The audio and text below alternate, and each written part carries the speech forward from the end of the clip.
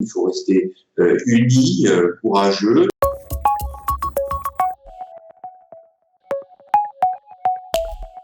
Très bien, écoutez, vous savez, en Haute-Corse, on est peu impacté par l'épidémie. Pour l'instant, c'est plutôt la Corse du Sud. On est en train de s'organiser parce qu'on pense, de toute évidence, comme il y a pas mal de cas en Corse, on pense que les choses vont arriver dans les prochains jours. Ce qui n'a pas changé déjà, c'est que je consulte toujours uniquement sur rendez-vous. Ce qui a changé, c'est que les rendez-vous sont beaucoup plus espacés et j'ai déprogrammé tout ce qui n'était pas urgent. Bien entendu, je garde les rendez-vous pour les patients fragiles en polypathologie parce que ils ont besoin de soins et que si on ne répond pas à ces soins, il y aura des dégâts collatéraux qui vont être bien plus élevés que ceux du coronavirus. Il faut que nous soyons présents de toute façon. Il y a donc 2 personnes au maximum dans la salle d'attente, un lavage de mains avant la consultation et à la fin de la consultation. Après, bien entendu, il y a plusieurs affiches à l'entrée du cabinet qui stipulent que, en cas de problème infectieux ORL ou respiratoire, la consultation ne doit pas se faire. Ce sont des symptômes préoccupants qui nécessitent une hospitalisation. Le médecin peut examiner le malade, mais sur des horaires dédiés, qui ne sont pas ceux de l'accueil du public standard. J'essaye de répondre sur mon téléphone portable en permanence, de manière à réguler les choses et à organiser, si vous voulez, une quarantaine. J'ai ouvert une autre salle dans laquelle il y a un poste de téléconsultation et les internes vont nous aider dans la téléconsultation pour faire de la régulation et du conseil, en fait. Voilà.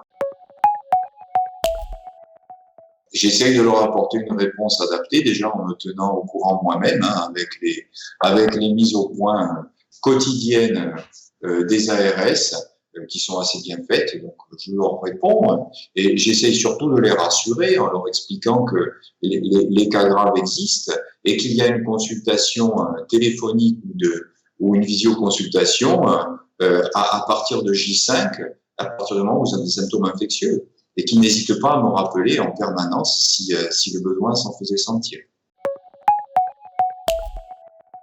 C'est chaque patient qui présente ces symptômes-là. À partir du moment où il n'y a pas de symptômes de gravité, de difficulté respiratoire, je fais en sorte qu'ils soient isolés chez eux pendant 2 semaines, avec une consultation à nouveau dématérialisée entre J5 et J8. Cette pratique, c'est pas moi qui l'ai inventée, c'est la régulation des centres CASE qui nous ont dit que c'était comme ça que c'était le plus pertinent. Il n'est pas question de faire venir au cabinet les pathologies infectieuses ORL et respiratoires. Il faut les réguler par téléphone ou par téléconsultation. J'ai la chance d'avoir des internes qui vont m'aider. Donc oui. Du coup, ce sont eux qui vont faire les vidéoconsultations. Mettons que je n'aurais pas eu les internes, on peut largement y consacrer 2 heures par jour, vu l'épidémie qui se profile. La téléconsultation peut être aussi très intéressante pas que pour le coronavirus, puisque les gens ne doivent pas se déplacer vers les cabinets forcément, donc il y a plein de choses qui peuvent être faites. L'information, je pense que oui, l'information elle passe à peu près correctement, à nous d'aller la rechercher. Le problème qui se passe, et c'est un problème qui est extrêmement préoccupant, c'est l'approvisionnement en masques. Absolument pas. Les stocks vont s'épuiser. Il n'y a pas de réapprovisionnement dans les pharmacies pour l'instant. Nous l'attendons. Bien sûr, on n'a pas l'impression d'être tout seul. Les patients sont très respectueux. Ils ont très bien compris la situation. J'ai l'impression que les consignes que je donne pour la quarantaine dans le confinement sont très bien suivies.